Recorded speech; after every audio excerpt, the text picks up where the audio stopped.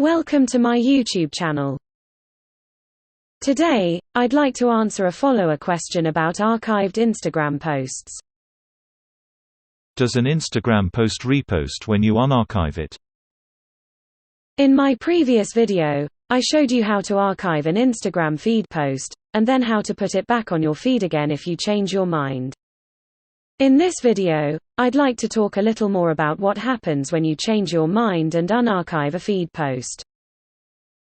When you unarchive a post and put it back onto your Instagram feed, it doesn't repost in the same way that a brand new post would. It's not going to pop up on people's feeds like a brand new post would.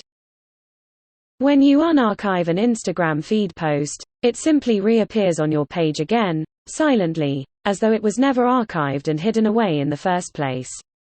You could archive and then unarchive a post without any of your followers knowing a single thing about it.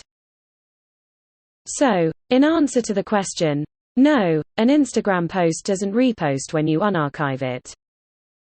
I hope you found this video useful today, but please let me know if you have any questions, or would like to suggest another video tutorial.